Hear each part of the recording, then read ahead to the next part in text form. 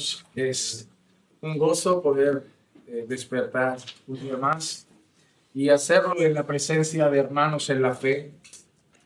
Los retiros, ciertamente, estos tiempos en los que decidimos separarnos un par de días, alimentarnos más de la palabra, son refrigerio para nuestro corazón y de verdad fortaleza para nuestra vida espiritual.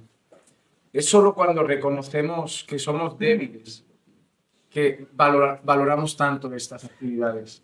Porque realmente cuando salimos de estas actividades, a veces cansados, porque entre conversaciones, tiempos de comunión, dormimos a lo mejor un poco menos, pero salimos tan fortalecidos, tan llenos de la palabra.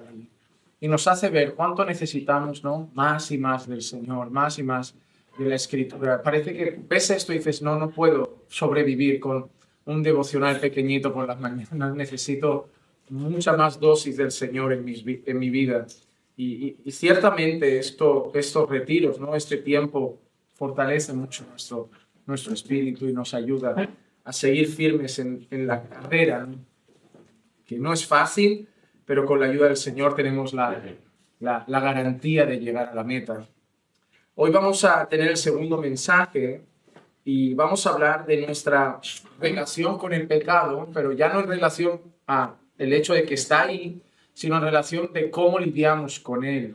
Tampoco debemos buscar bajar los brazos y decir, bueno, voy a pecar, sino qué actitud debemos tomar los creyentes en relación a ese pecado que sabemos que existe, que es real, que está ahí presente, pero cómo lo vivimos, cómo nos relacionamos con esa realidad.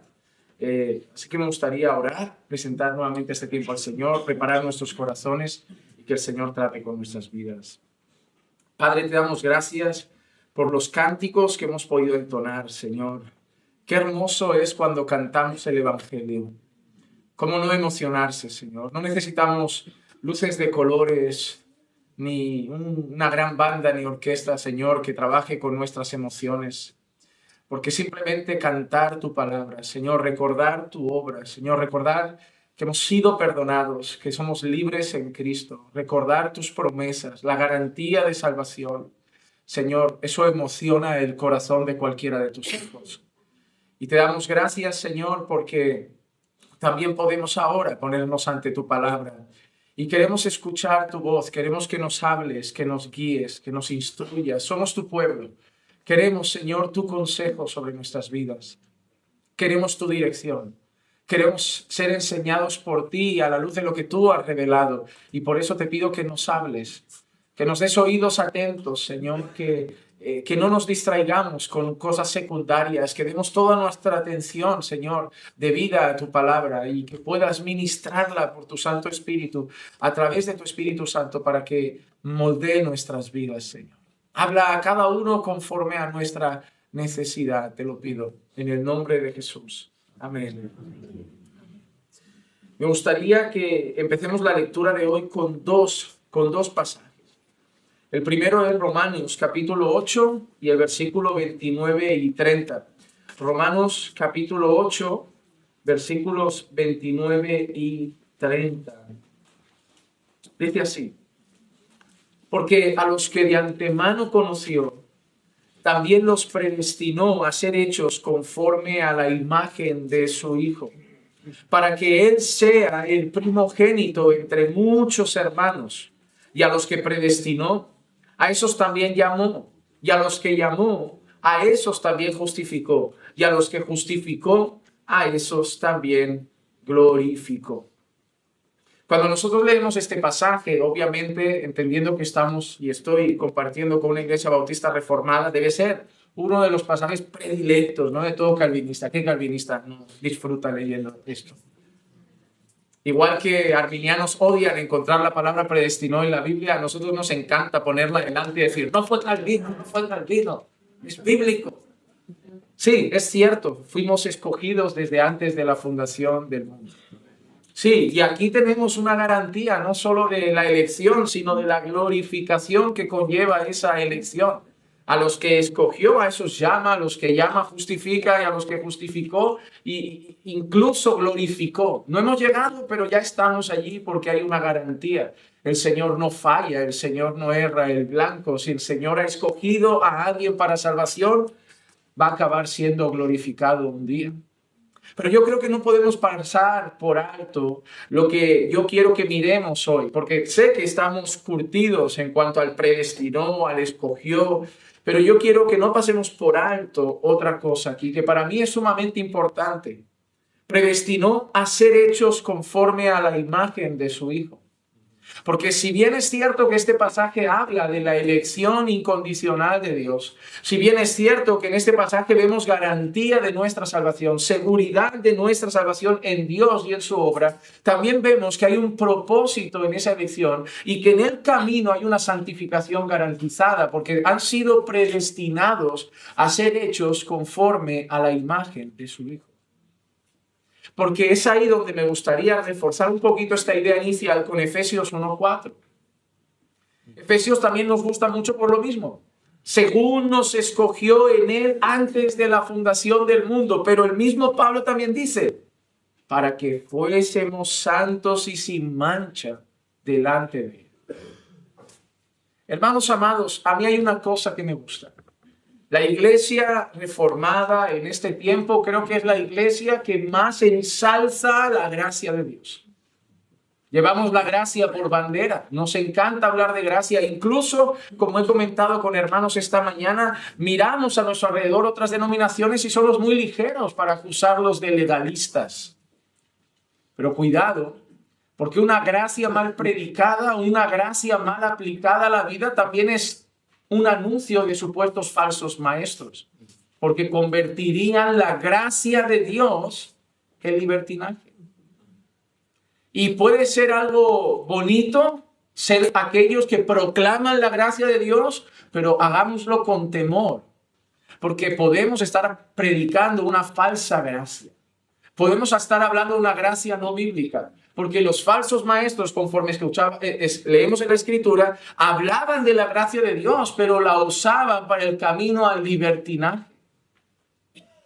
¿Cuántas veces también vemos en la palabra, dice, sois libres? Y hablamos de la libertad que tenemos en Cristo. Oye, ¿por qué tú haces esto? Porque yo soy libre. ¿Okay? También la palabra dice, no uséis la libertad como pretexto para la carne. Ese para mí es el problema. El problema es que de la misma manera que cuando tú presentas la gracia a alguien legalista no la soporta, cuando tú presentas la santidad a alguien que entiende mal la gracia tampoco la soporta. Y muchas personas llaman legalismo a lo que es santificación. Encuentran una persona que dice, me gusta orar. Es como, yo siempre doy este ejemplo. Una vez tuve la ocasión de ver una conversación entre un reformado y un nuevo creyente que llegaba a la iglesia y le decía, he decidido levantarme esta semana a las 3 de la madrugada para tener tiempos de oración y buscar al Señor. Y ahí sacó el pecho el reformado y le dijo, ¿para qué levantarse a las 3? Si no hay nada de especial en orar a las 3, lo que importa es orar. ¿Qué más da a las 3? ¿O a las 5? ¿O a las 6? ¿O a las 12? ¿Qué tiene de malo si tú a duras penas oras para dar gracias por la comida? ¿Qué tiene de malo que el muchacho quiera hacer un compromiso de levantarse a las 3 de la mañana, de batallar con su cuerpo, de esforzarse por dedicar unas horas en la madrugada para buscar al Señor? Es como si a mí me llega un joven y me dice, pastor, creo que este sábado me quiero ir al monte, retirarme, buscar al Señor. ¿Para qué el monte? Cuidado con el misticismo. No, ya sabemos que en el monte no hay poder. Ya sabemos que no. Pero déjalo que vaya a orar. Si hay algo que está esfumado de las reuniones reformadas son las oraciones. Tenemos actividades de 2 días con 800 conferencias y nadie ora ni 10 minutos. Citamos a Calvino, Lutero, Spurgeon, citamos a Jonathan Edwards. Hablamos de la reforma, nos jactamos de nuestra intelectualidad, pero estamos secos muchas veces en cuanto a nuestra vida de oración. Y cuando encontramos a alguien que te dice, yo no bebo, yo no uso bikini, yo no hago esto, cuidado con el legalismo. ¿Por qué? Porque no quiero exhibir mi cuerpo. Es pecado ser abstemio, parece que a veces ahora te sientes raro, ¿verdad? Hay ciertas cosas que dices tú, pero ¿desde cuándo esto se ve mal? Y tenemos que tener cuidado con esa gracia. con esa gracia mal enseñada, con esa gracia mal aplicada a las vidas, que está conduciendo a muchas personas a tener grupos de jóvenes en las iglesias que acaban la reunión juvenil y se van a la discoteca a tomar algo y a bailar bachata. No pasa nada. ¿Cómo que no pasa nada? ¿En qué momento empezamos a entender que privarse de ciertas cosas, de huir de ciertos ambientes, de no aceptar ciertas prácticas es legalismo? No, legalismo es cuando yo hago ciertas cosas buscando el favor de Dios. Legalismo es cuando yo hago ciertas cosas creyendo que Dios me va a mirar con mejores ojos. Legalismo es cuando yo me abstengo de ciertas cosas porque creo que voy a ser mejor que tú, más santo que tú, más especial que tú. Pero cuando yo decido abstenerme, poner barreras, retirarme, ser prudente, huir, eso no es legalismo cuando mi único objetivo es saber que soy un débil pecador con tendencia a caer de forma fácil y prefiero alejarme y que me tachen de pasarme de prudente. Pero yo no quiero pecar contra Dios porque simplemente quiero agradarle y vivir para su gloria. Quiero que cada día se vea más a Jesús en mi vida. Tengo una tendencia fácil a pecar. Así que voy a poner todas las barreras posibles para pecar lo menos posible. No para ser mejor, porque ya soy perfecto en Cristo, sino para agradarle a Él sin más. Y cuando alguien entre así, déjenlo correr, déjenlo hacer, déjenlo orar, déjenlo abstenerse. Cada quien está tranquilo con su conciencia, pero cuidado con no querer usar mal la palabra gracia y personas que se empeñan en luchar por crecer en santidad, hacerles sentir mal con ese deseo. Hay una oración de Agustín de Hipona que me gusta mucho. Dice, sopla en mí, oh Espíritu Santo, para que todos mis pensamientos sean santos. Actúa en mí, oh Espíritu Santo, para que también mi obra sea santa. Dibuja mi corazón, oh Espíritu Santo, que ame solo lo que es santo. Fortaléceme, oh Espíritu Santo, para defender todo lo santo. Y guárdame, pues, oh Espíritu Santo, para que yo siempre sea santo. Esa debería ser nuestra oración. Porque hemos sido escogidos para ser hechos conforme a la imagen de Jesús.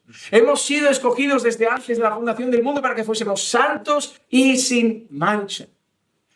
La Escritura nos llama a ser luminares en medio de una generación torcida y perversa en la cual tenemos que resplandecer con la luz de Cristo. Y por eso tenemos una lucha con el pecado. Una lucha que no es fácil, porque nuestra tendencia es ir hacia allá, porque somos débiles, porque como veíamos ayer, que tan fácilmente nos envuelve. Y somos llamados a despojarnos, ¿qué decíamos? De todo peso y del pecado. Y mira qué interesante. No solo nos tenemos que despojar del pecado, también dice despojarnos de todo peso. ¿Y qué es el peso? Porque dice peso y pecado, entonces peso no es pecado. A veces nos tenemos que despojar de ciertas cosas que en sí no son pecado, pero que para nosotros son un obstáculo en la carrera cristiana. El ejemplo práctico que daba a lo mejor el otro día, el tema de las redes sociales. Hay gente que dice, yo puedo tener redes sociales sin problema porque no les hago mucho caso. Pero a lo mejor hay alguien que nota y percibe que él pierde mucho tiempo, que podía dedicar a buscar de Dios, a orar, a alimentarse de la palabra y se ha viciado literalmente a las redes sociales. Las redes sociales son pecaminosas, en sí no. Dependiendo quién las use, cómo las use, cuánto las use, cómo esté su corazón vinculado a ellas. Pero hay personas que las redes sociales se vuelven un peso. Nosotros, por ejemplo, hemos tenido hombres en la iglesia que trabajaban de lunes a viernes y el sábado, que era el día de su familia, porque el domingo iban al culto, religiosamente tenían que jugar a pelota con los amigos. Y se iban por la mañana a echar su fútbol con los amigos. ¿El fútbol es pecado? No, pero cuando te lleva a desplazar a tu familia, el poco tiempo que tienes para estar con tus hijos, lo cambias por estar con los amigos con la pelota. Cuando el poco tiempo que tienes para estar con tu esposa, lo cambias para estar con tus amigos con la pelota, para ti el fútbol se ha vuelto un peso. Y han habido hombres que han dicho, dejo de ir los sábados a jugar a fútbol. No está mal, yo puedo ir porque a lo mejor juego una vez al año. Para mí el fútbol ni va ni viene. Pero hay cosas que tenemos que discernir que en nuestra vida son un peso, que en sí mismas no son pecado, pero que son un tropiezo para mí y a lo mejor para otros no. Hay creyentes que han sacado la tele de casa, pero no le podemos decir a la tele, no puedes tener televisión en casa, la televisión es pecado. No, pero hay creyentes que están viciados, que se ponen a ver una serie y con mucho... Yo me pongo nervioso cuando un joven llega diciendo, uy, este fin de semana me vi las 4 temporadas. ¿Qué has hecho con tu vida? 4 temporadas en un fin de semana. ¿Eso que será una media de 8 o 10 horas de televisión? ¿Qué has hecho con tu vida? Entonces, para una persona que ve una película de vez en cuando, que la tele la usa para ver las noticias, para entretenerse esporádicamente, que no tiene nada de malo. Pero para ese joven, esa tele es mejor que no esté, porque tiene un peso y se va a tener que despojar de un peso que entorpece su carrera cristiana. Necesitamos examinar nuestros corazones. Necesitamos saber que somos débiles, que cada uno de nosotros es tentado conforme a sus propias concupiscencias, que nosotros no tenemos todas las mismas debilidades, que por eso a veces no entendemos algo que alguien hace. He decidido quitarme el móvil. ¿Pero por qué? Bueno, tú no lo entiendes porque para ti no es una tentación, pero conforme a las concupiscencias de ese hombre, conforme a su corazón, el móvil es un problema y él ha decidido quitárselo. Lo que tenemos es que ayudarnos a que cada uno discierna sus batallas, sus tentaciones, sus inclinaciones y compartir ese camino juntos, apoyarnos en esa carrera para que tengamos una sola meta. Quítate lo que sea necesario, pero llega a ser más como Jesús. A lo mejor tú te quitas algo que yo no me tengo que quitar. Y yo no te voy a imponer que tú te quites lo que yo me quiero quitar. Pero algo tenemos que hacer, quitar todo lo que sea necesario, despojarnos de todo lo que sea necesario, porque una marca de la elección de Dios es que vamos siendo hechos conforme a la imagen de su Hijo. Porque fuimos escogidos para ser santos y sin mancha delante de Dios. Y yo quiero que veamos algunos pasajes de la Escritura, que yo quiero que graben ideas que nunca quiero que salgan de vuestras mentes. Quiero que estén ahí resonando en vuestras mentes. La primera, somos un pueblo santo.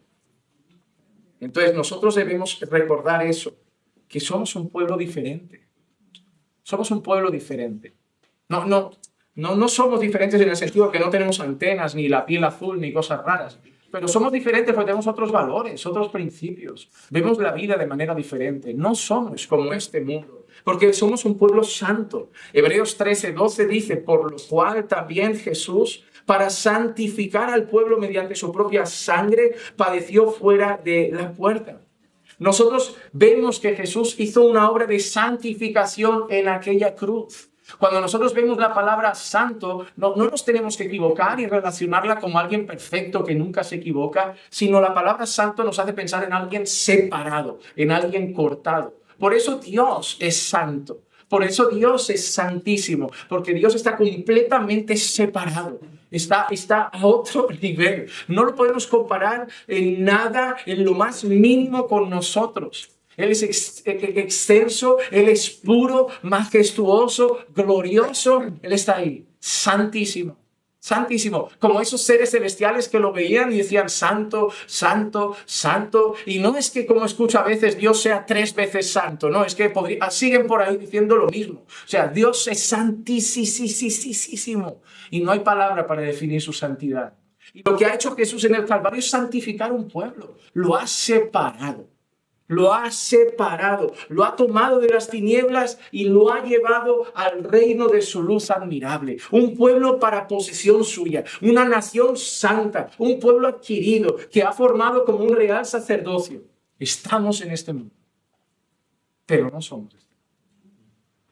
Ahora, sabiendo que somos un pueblo separado, un pueblo comprado, un pueblo quitado de las tinieblas, arrancado para la gloria de Dios, ¿cómo vivo en este mundo? ¿Ok? Ya no soy de este mundo. Estoy aquí, pero no soy de aquí. ¿Cómo vivo aquí? Como extranjero y peregrino. No es mi casa, no es mi tierra, no es mi patria. No vivo como ellos. Vivo como extranjero y peregrino. En 1 Pedro 2:11 leemos lo siguiente. Amados, os ruego como extranjeros y peregrinos. Y mira lo que dice Pedro. Os ruego como extranjeros y peregrinos que os abstengáis de las pasiones que combaten contra el alma. Como extranjeros y peregrinos, Pedro no dice, os ruego que no vayáis al monte a dar un paseo. Os ruego que no juguéis a fútbol. Os ruego que no... No, Pedro no dice, ahora separaos en una cueva y id a una comunidad y montad un gueto evangélico. No. Pero sí os ruego algo. Absteneos de las pasiones que combaten contra el alma. Y nuevamente vemos eso, carne y espíritu oponiéndose. Es un combate. Hay un combate dentro de nosotros, un combate feroz en nuestro interior, donde nuestra carne combate con nuestro espíritu, donde nuestras pasiones combaten con nuestra alma. Y en ese combate interior, al que más alimentamos, más fuerte está. Y para no alimentar la carne, solo hay que hacer una cosa, abstenerse, darle de comer. La carne nos va a pedir cosas. La carne nos va a pedir cosas. Pero yo no puedo darle de comer. Yo puedo llegar del trabajo, cansado, agotado físicamente. ¿Qué necesita mi espíritu? Bueno, llevo toda la mañana trabajando, en el trabajo estresado, agobiante, tengo que atender a los niños, pero necesito alimentar mi vida espiritual, necesito un tiempo de oración, meditar en la palabra, escudriñar las escrituras. ¿Pero qué me pide mi carne? Échate en el sofá, descansa un poco, despeja tu mente, ponte algo en la tele, relájate y luego. Pero sabemos que usualmente eso se prolonga. Y luego la vida espiritual ha quedado en un segundo plano y ese día la descuido. La carne me va a pedir eso. Entonces, ¿qué tengo que hacerme? Tengo que abstenerme de dar lugar a la pereza. Porque al final es pereza.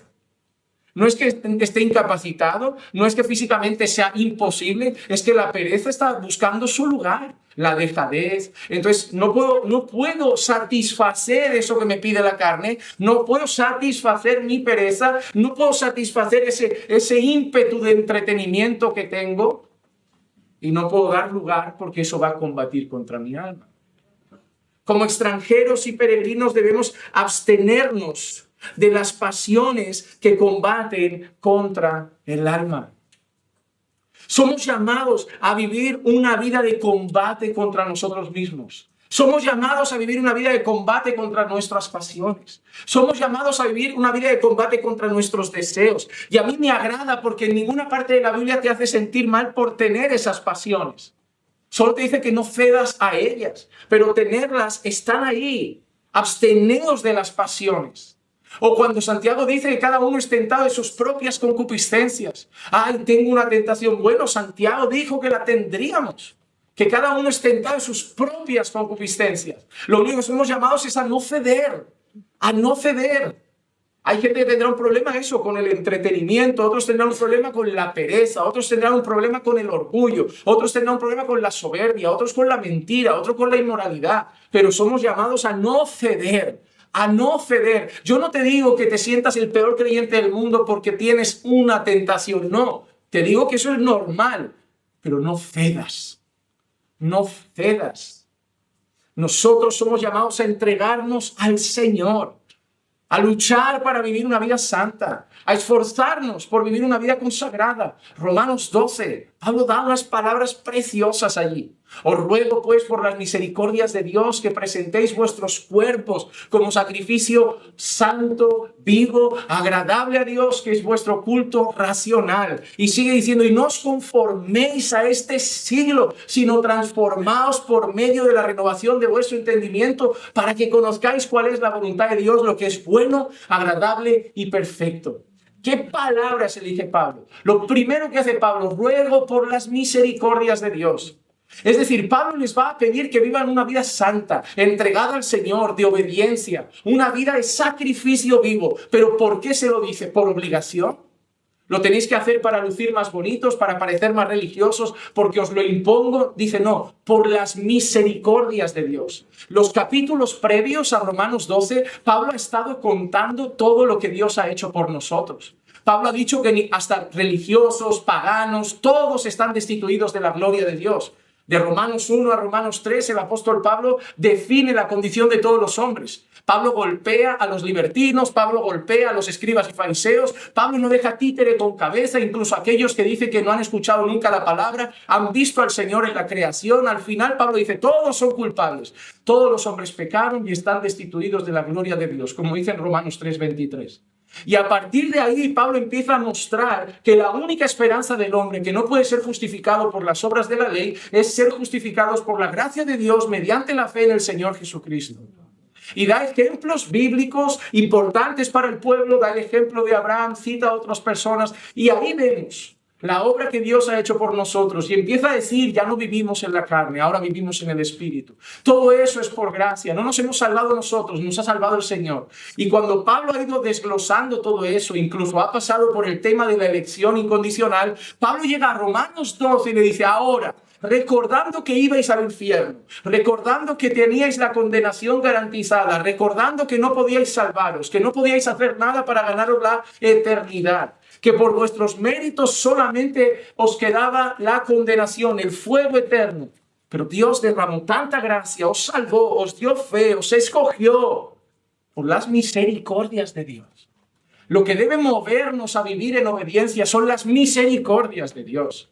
Hermanos, yo no puedo darle a Dios nada que a Él le haga verme con mejores ojos. Dios ya me ve con buenos ojos porque cuando me mira Dios ve a Cristo.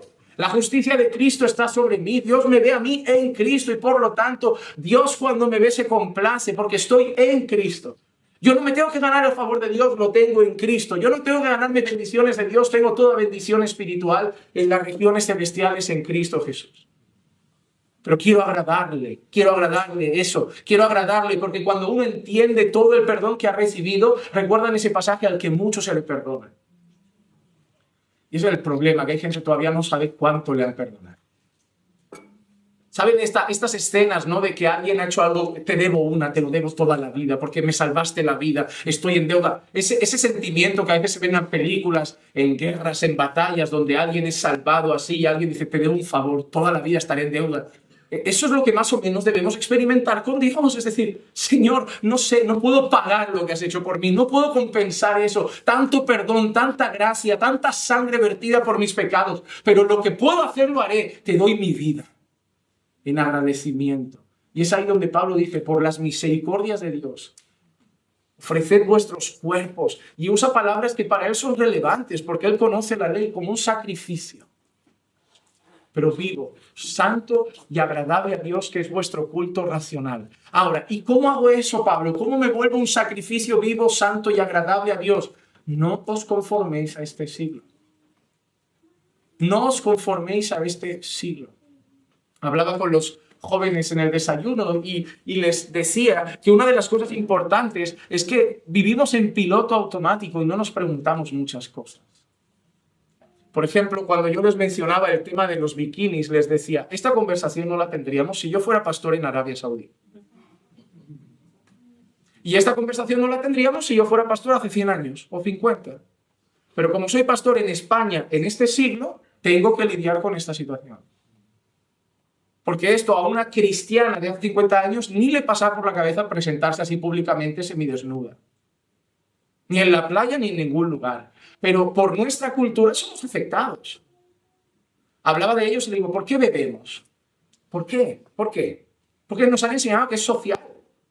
Salir a tomar copas, quedar un vinito. Es así, nuestra cultura tiene ciertos parámetros, somos inculcados. Por eso es tan diferente lo que bebes si vas a Alemania, a un pueblo de no sé dónde, y si te vas al norte de Galicia o si te vas a Japón y te ofrecen sake. No sé, o lo que beban allí los coreanos, los chinos. Pero me refiero que la cultura nos afecta.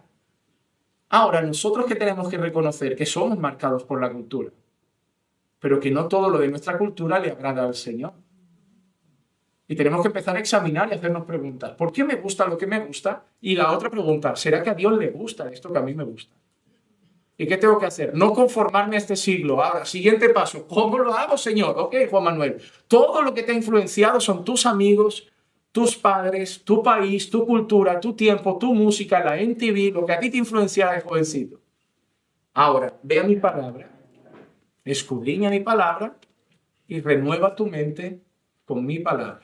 Cosas que no interfieren conmigo, en tu cultura, pero vas a ver cosas que no van acorde a mi voluntad. Y en mi palabra vas a entender lo que es bueno, agradable y perfecto. Hermano, no podemos ser cristianos simplemente decir, bueno, el cristianismo en España se vive así. Cuidado. Cuidado. Porque entiendo que hay temas culturales que no afectan en nada, pero entiendo que hay temas culturales que no son del agrado del Señor. Porque si yo voy y empiezo a montar una misión en medio de una tribu caníbal y me dice el jefe de la tribu, Juan Manuel, lo del evangelio está bien, pero aquí toda la vida hemos sido caníbales, no nos vengas a cambiar nuestra cultura, yo digo, no pasa nada, no pasa nada. Cantamos alabanzas y después de la Santa Cena compartimos al vecino. No pasa nada. No, ¿por qué? Es cultura. No, pero pastor, a la luz de la palabra, ¿cómo te vas a comer a una persona? Ah, ahí vamos, ¿no? A la luz de la palabra. Parte de la cultura no tiene ningún problema. Si quieren que la alabanza no sean himnos solemnes y sacan un tambor hecho con cocos, yo lo entiendo. Estamos en una tribu del Amazonas. No me voy a llevar al Amazonas el salterio de Ginebra. Ahí, venga, aquí solo salmodia exclusiva. Aquí el que no cante salmos está en pecado. No, a ver. Pero entiendo que el talibanismo lo vamos a tener que tratar a la luz de la palabra. A ver si vamos a hablar de esto. Dejad ahí la pierna a un lado, vamos a hablar. Esto no lo veo normal. Eso es lo que voy. Esto nos choca porque nosotros no somos los caníbales. Hermano, a ver, tú tratas al perro, le das besito, y en otros sitios se lo comen. Tú no te comes a tu perro porque has nacido en España. Pero si hubieras nacido a lo mejor en una tribu de no sé dónde, te lo comes con patatas. Y es que somos marcados por la cultura. Y esto debemos tenerlo muy claro. Todos tus gustos, tus aficiones tienen mucho que ver con el entorno en el que has crecido. Social, económico, cultural, geográfico, temporal, de todo. Ahora, vamos a la Escritura. Yo tengo una lucha. Mi cultura no es una cultura bíblica. Mi cultura no se ha formado pensando en Dios. Mi cultura no ha crecido diciendo, seamos un país y una cultura que agrada al Señor. Entonces, ahora hay cosas de mi cultura que no son del agrado de Dios. Vamos a la palabra. Somos pueblo santo. Y ahora somos llamados a renovarnos a través de la palabra de Dios y verificar de esas cosas cuáles son de su agrado y cuáles tengo que arrancar de mi vida. Por eso, para vivir en santidad, no podemos dejar que las cosas vayan dándose. Tenemos que ser intencionales. La santidad, la lucha con el pecado es una búsqueda. Tienes que ser intencional. Es cada día esforzarte por buscar la santidad. Como dice, por ejemplo, Hebreos 12:14, buscad la paz con todos y la santidad, y me gusta cómo acaba, sin la cual nadie verá al Señor. Sin santidad nadie verá al Señor y debemos buscarla. Mira lo que dice el autor Jerry Bridges. ¿Qué es la santidad? La mejor definición práctica que he escuchado es simplemente sin pecado. Eso es la declaración que se hizo sobre la vida del Señor Jesús en la tierra. Y esa debe ser la meta de toda persona que desea ser piadosa. Por supuesto, nunca alcanzaremos esa meta en esta vida. Sin embargo, debe ser nuestro objetivo supremo y el objetivo de nuestros más fervientes esfuerzos y oraciones. Hermano, ¿tú sabes que vas a pecar toda tu vida hasta estar en la gloria? Sí, pero eso hay cómo vivirlo de dos maneras. El que se levanta y dice, bueno, todos pecan. Y el que se levanta y dice, aunque sé que voy a pecar, voy a esforzarme con todo para no hacerlo. Esa debe ser nuestra actitud, levantarnos cada día intentando llegar a ser perfectos. Es como cuando alguien me dice, Juan Manuel, nadie es perfecto. No, pero me levantaré mañana para intentarlo. Pero no para ser mejor que nadie, sino porque es la meta que tengo que alcanzar, ser perfectos como vuestro Padre es perfecto. Y yo me tengo que levantar cada día con el objetivo de agradar a Dios en cada pensamiento, en cada palabra, en cada gesto, en cada actitud, en cada decisión, en cada motivación. Y voy a buscar eso en oración y voy a leer la palabra y escudriñar las Escrituras y someter mi vida y someter mis voluntades y batallar con mis pasiones para procurar ser santo. Y cuando pierda, me volveré a levantar y lo volveré a intentar. Pero hermano, el llamado a la santidad es un llamado para todos los creyentes. El problema es que algunos creyentes se van quedando rezagados en el llamado a la santificación por un motivo, porque también eso tiene que ver con nuestra cultura. Vivimos en un tiempo de indisciplina.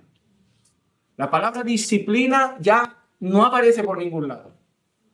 La palabra disciplina ya nos suena a castigo, nos suena a algo pesado. Y desde que, por ejemplo, en España quitaron el servicio militar obligatorio, ya se nota. Yo jamás voy a entender cómo puedes ir a una casa, tener un chico viviendo allí de 20 y tantos años, con la habitación, la cama sin hacer, ropa tirada por el suelo, que se levanta a las 11 de la mañana el sábado y bostezando como si hubiera trabajado. Debe haber soñado que trabajó.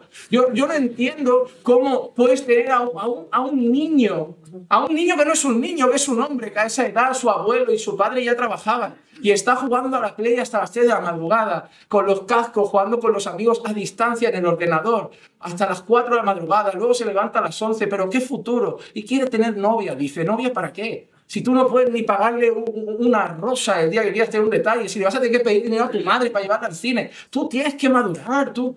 Y eso es la culpa de los padres. Hablando con alguien, le decía, el problema es ese, que les seguimos llamando jóvenes cuando tienen 25 años. Y la pregunta es cuándo les llamamos hombres. ¿A partir de qué edad les llamamos hombres?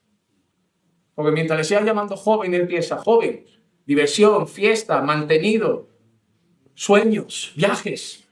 Ahora, ¿cuándo empezará a ser hombre? ¿Cuándo? El problema es ese. Nos estamos generando una sociedad y una juventud sin disciplina.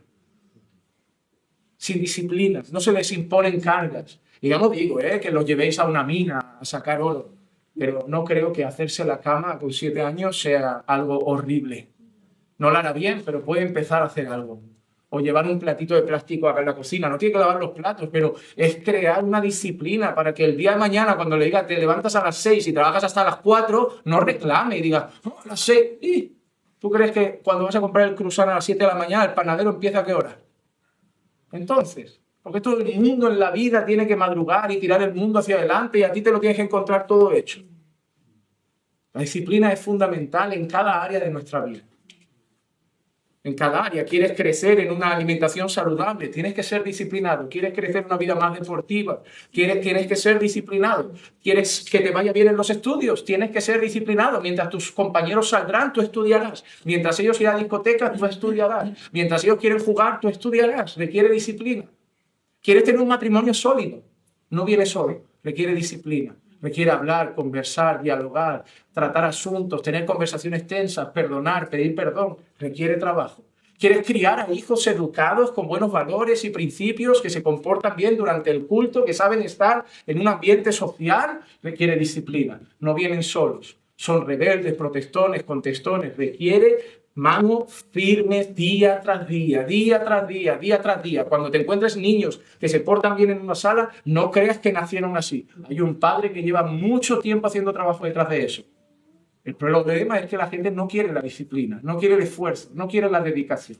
Y cuando hablamos de santidad, la cosa no es diferente. En la lucha con el pecado se requiere disciplina. En nuestra vida espiritual se requiere disciplina. En nuestra congregación saben muchas personas que hay gente que dice, pastor, ¿qué hago cuando he perdido las ganas de orar? Todo el mundo sabe lo que contesto. Ora sin ganas. La Biblia dice que ores sin cesar, no con ganas. ¿Por qué? Porque la gente me dice cosas como, ya, pero para hacer las cosas sin deseo no lo hago. ¿Yo cuántas veces voy al trabajo sin voluntad? O tú te levantas cada mañana, 6 de la mañana, qué ganas de vestir al niño, darle desayuno, llevarlo al cole, correr para el trabajo, qué ganas. No, la vida adulta no es con ganas, la vida adulta es con responsabilidades. Y orar no es un hobby, orar es un deber y una responsabilidad para mantener viva nuestra relación con Dios. Y no siempre hay ganas. Pues ese día oras, me siento frío, da igual, ora. Y sigue orando y pasará. Y volverás a sentir el calor de la oración, el fervor de la oración. Pero vas a pasar por momentos donde el culto va a estar frío. ¿O qué te crees? Que todos los días apetece ir al culto. Todos los días, todos los domingos tengo ganas de predicar. No, pero son responsabilidades. Es que si no me apetece no voy a ser hipócrita. Eso es mentalidad de niño. Me apetece, no me apetece. Me apetece. La vida no va así. La vida se trata de hacer lo que toca. Y para crecer en santidad hay que ser disciplinado. Para tener una firme vida de oración hay que ser disciplinado. ¿Por qué los planes de lectura bíblica en un año van bien? No hace falta. ¿Pero por qué van bien? Porque crean disciplina. Cada día me obligo a leer un pasaje y yo sé que me habré leído una Biblia. Es imponerte una obligación. Cosas, palabras que no nos gustan, ¿no? Nos parece esclavitud moderna. Pero mira lo que le dice Pablo a Timoteo. 1 Timoteo 4, versículos 7 y 8. Pero nada tengas que ver con fábulas profanas propias de viejas. Más bien, mira que le dice, disciplínate a ti mismo para la piedad. Que si no han leído el libro de Donald Whitney, el de Disciplinas Espirituales para la Vida Cristiana, se lo recomiendo.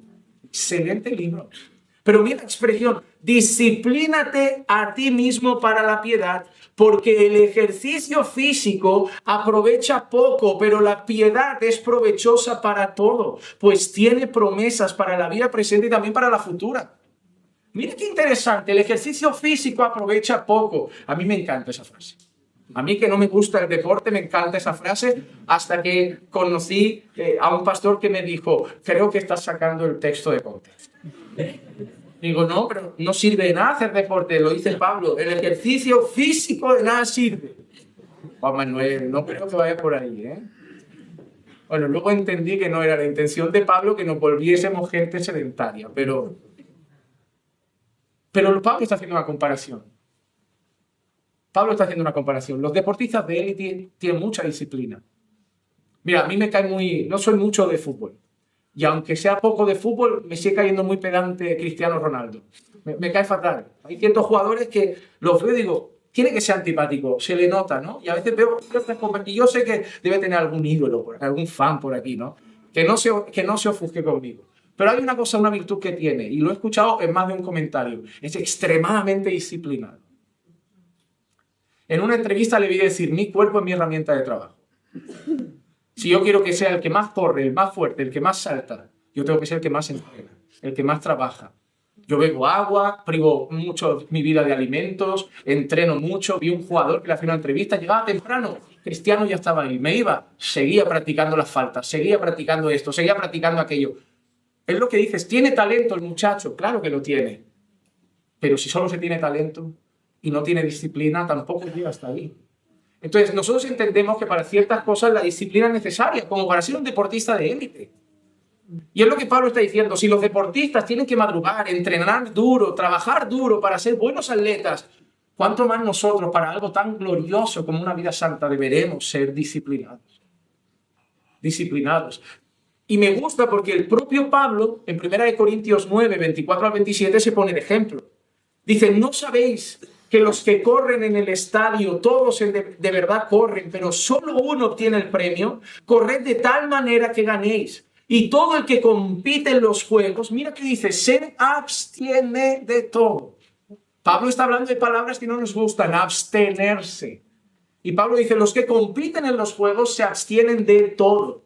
Yo no sé mucho de deporte, salta a la vista, pero yo sé que los deportistas tienen que tener el sueño muy regular. No creo que los deportistas de élite antes de los 100 metros lisos en las Olimpiadas se vayan de fiesta por la noche. Creo que calculan la alimentación, creo que calculan el sueño, creo que calculan todas esas cosas. Es más, yo he visto incluso gente que se dedica a boxeo y a esas peleas que hay momentos en que se deshidratan y hacen un montón de locuras para llegar a pesos, para hacer cosas. Y tú dices, mira qué locos están. Ahora está muy de moda el culto al cuerpo, todo el mundo quiere estar fuerte, ¿no? Y los ves ahí, ves salen de casa con 6 tuppers, van una mochila de tuppers, porque tengo que hacer 8 comidas al día. Y los ves midiendo todo, 100 gramos de pavo, 200 gramos de pollo, 400 gramos de esto, 150 de arroz. Digo, madre mía, qué agobio. Yo de escucharlo digo, no. Entre eso y los polvos que se meten para hincharse, eso está mal. Pero es disciplina, ¿no? Es como, tengo que ir al gimnasio, tengo que comer sano, tengo que comer esto. No puedo mezclar carbohidratos con proteína. Agobiante, ¿no? Pero es disciplina. Pero se vuelven disciplinados y por eso se pone así como medio mal hecho, ¿no? Pero requiere disciplina para destrozar el cuerpo así, ¿no? Requiere disciplina. Ahora hay que aplicar eso a la vida espiritual.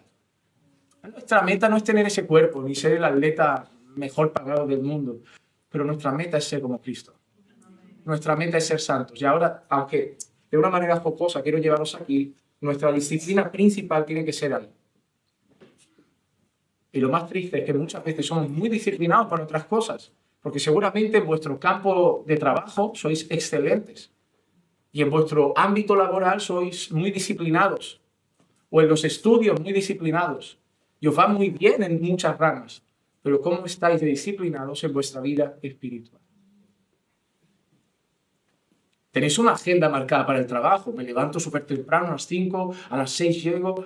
Bueno, ¿y tu agenda espiritual? ¿A qué hora tienes tu oración? Bueno, cuando tengo tiempo. Ese es el problema. Que tienes una agenda para todas las cosas de tu vida, menos para tu vida espiritual, porque es como si me queda tiempo, incluyo la vida espiritual. Y debería ser la primera cosa. Si eres una persona, y me encanta ese tipo de personas que tiene una agenda, a mí me gusta la gente que funciona así, sistemática. Si tienes una agenda, en esa agenda lo primero es dónde va tu oración. Cada persona es diferente, ¿no? Yo funciono muy bien en la madrugada, me desconecto muy pronto por la tarde. Yo me duermo temprano, no aguanto muy bien, yo no rindo mucho, por la tarde mi cabeza va más lenta, pero a 5 o 6 de la mañana soy un torbellino. Entonces yo soy mejor devocional en la mañana, a primera hora. Porque como lo deja por la tarde, entre las ocupaciones, el estrés, el agobio, sé que a veces no lo voy a hacer. Yo funciono mejor por la mañana. Tú eres nocturno a lo mejor. Oye, yo hago mis cosas y por la noche, cuando ya he acostado niños, cuando ya he hecho todo, mi tiempo con Dios. Pero eso debe ser respetado todos los días. Eso debe estar en tu agenda y no debe moverse por nada del mundo.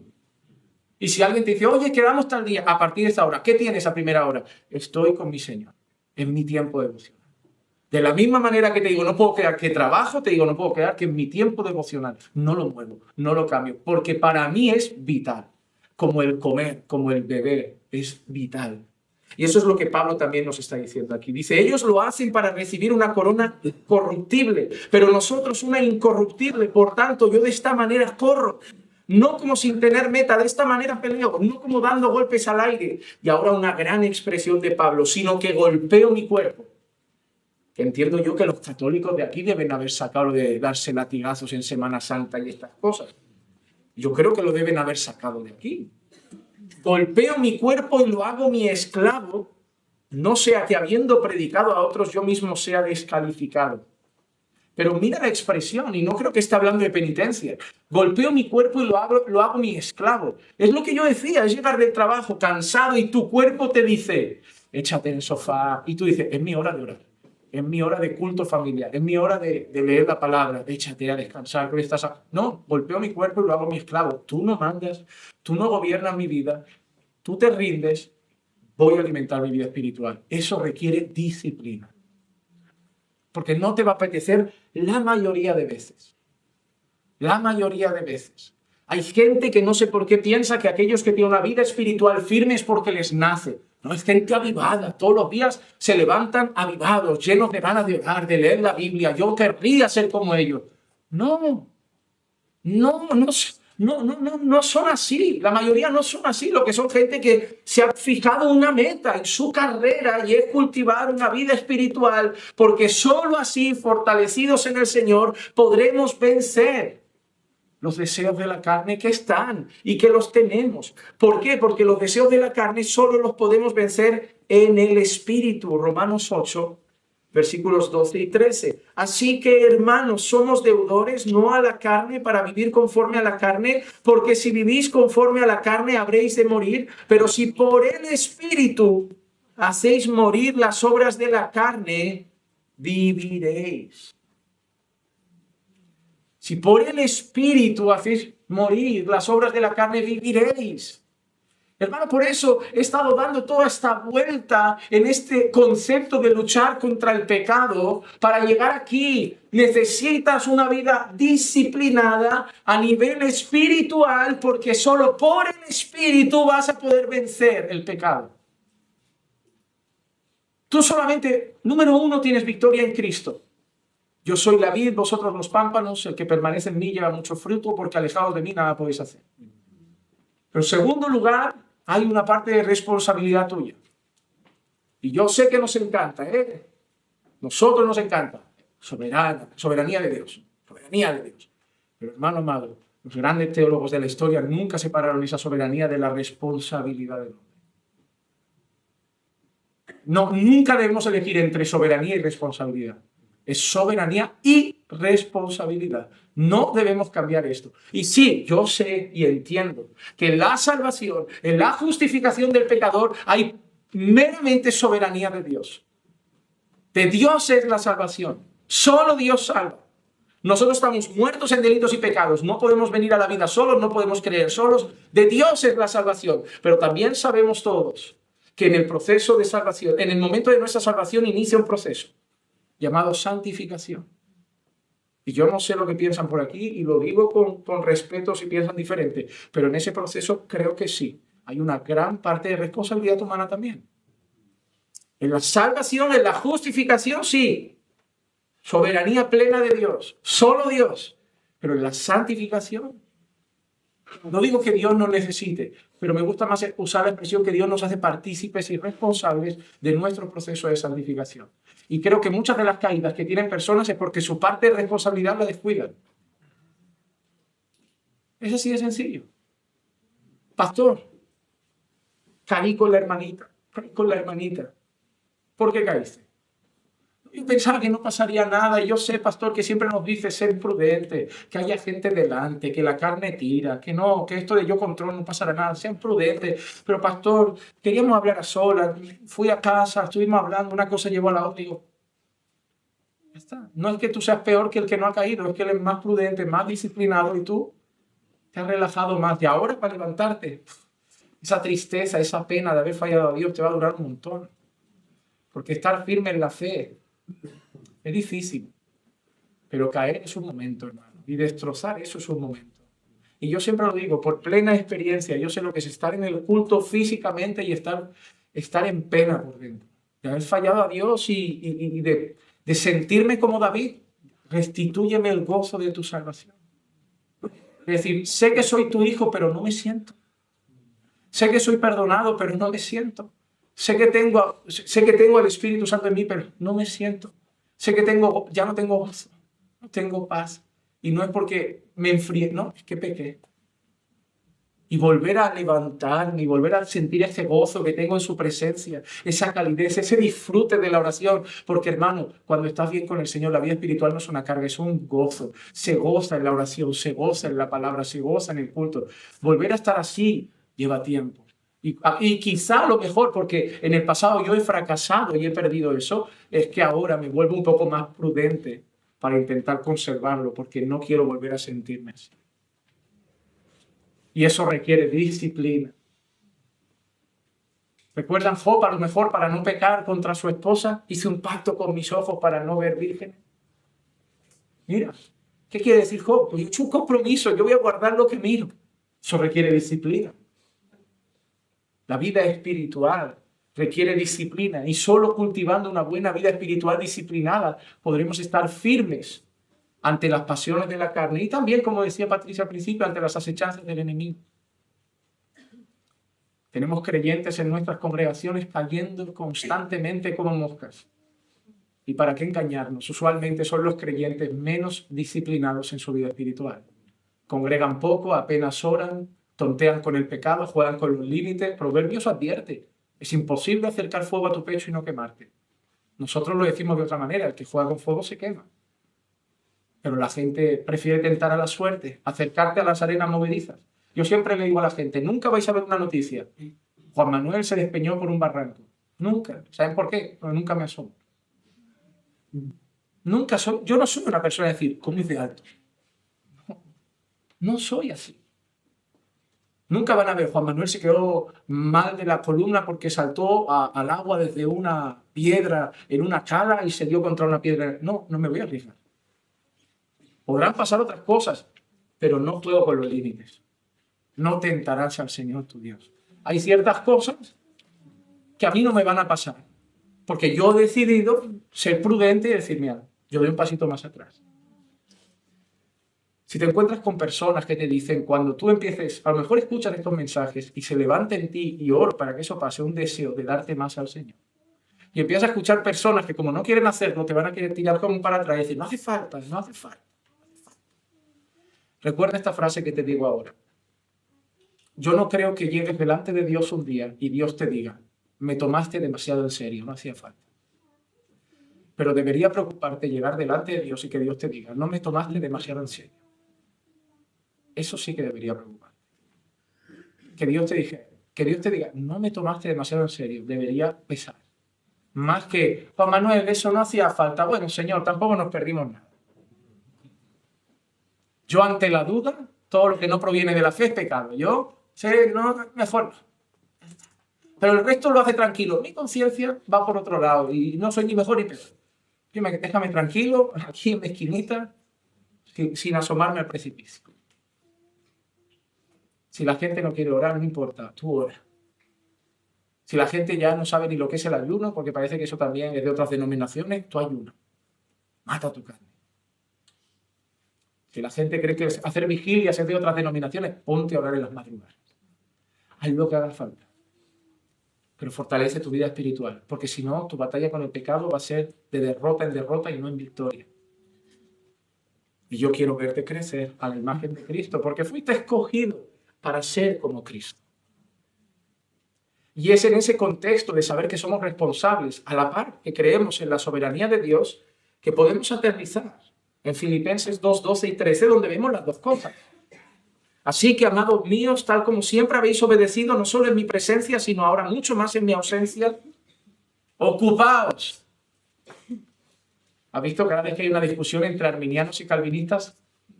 No escupimos este versículo. Ellos nos dicen, ocúpate en la salvación, ¿ves? Y nosotros devolvemos, porque Dios es el que pone el querer y el hacer. Y los dos tenemos razón. Es absurda esta discusión. Porque hay uno, no, ves, te tienes que ocupar en tu salvación.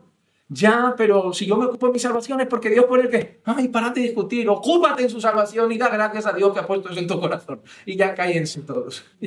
Déjense de discusiones absurdas. Porque es que están las dos cosas. Ocúpate en tu salvación con temor y temblor. Y cuando hayas salido de tu oración, recuerda dar gracias a Dios que el que te movió a orar fue Él. Ponte a ayunar y cuando termines tu ayuno, da gracias a Dios que el que te sostuvo y te movió a hacerlo es Él. O sea, haz tu parte y luego agradece que la hiciste porque Él lo hizo por ti. Para mí eso no es tan difícil de entender. Porque al final, ¿por qué debemos ser santos? Y con esto concluyo, hermanos. Debemos ser santos por el Dios que representamos. Porque si nos gustara más Baco, otro Dios, haríamos bacanales, borracheras, nos íbamos a Pachá en junio. Pero somos de Cristo. Somos el pueblo de un Dios santo. Y por eso 1 Pedro 1, 15 y 16 dice, sino que así también, como aquel que os llamó es santo, así también sed vosotros santos en toda vuestra manera de vivir. Porque escrito está, sed santos, porque yo soy santo. Hermano, nosotros debemos vivir en concordancia con el Dios que representamos. Y como el Dios que representamos es santo, debemos vivir en santidad. Así como el Dios que representamos es bondadoso, debemos ser bondadosos. Así como el Dios que representamos es amor, debemos amar. Así como el Dios que representamos es misericordioso, debemos ser misericordiosos. Pero Él es santo. Y su pueblo debe ser santo.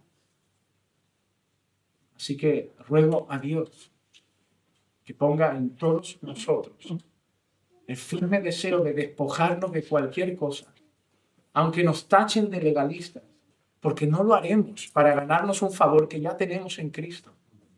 No lo haremos porque reconocemos cuánto hemos sido perdonados, porque reconocemos cuánto amor tenemos y reconocemos lo débil que somos.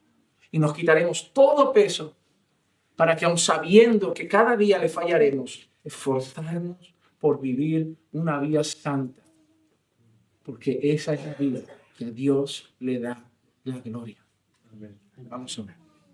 Señor, te damos gracias por llevarnos a el llamado a vivir en santidad. Que tenemos un llamado firme a correr a tus pies todos los días para fortalecer nuestra vida espiritual, enriquecernos espiritualmente y así combatir contra los deseos de la carne, no dar lugar al pecado en nuestra vida. Ayúdanos, Señor amado, a mortificar el pecado, a mortificar nuestra carne. Haznos disciplinados en cuanto a nuestra vida espiritual. Abstenernos de todo lo que sea necesario para correr en esta carrera de la mejor manera posible. Y como Pablo decía, golpear nuestro cuerpo y hacerlo nuestro esclavo para no sucumbir a las pasiones. sino hacer tu voluntad. Señor, no siempre tendremos ganas. No siempre nos va a apetecer. Por eso necesitamos que por tu Espíritu nos capacites y nos des de tu poder para poder ser disciplinados y ocuparnos de nuestra salvación con temor y temblor, sabiendo que tú eres el que pone en nosotros el querer como el hacer. Pedimos, Señor, que nos ayudes a vivir estas vidas, no por nosotros, sino principalmente por ti, para que nuestra vida te dé la gloria. Y te pido esto en el nombre de Jesús. Amén.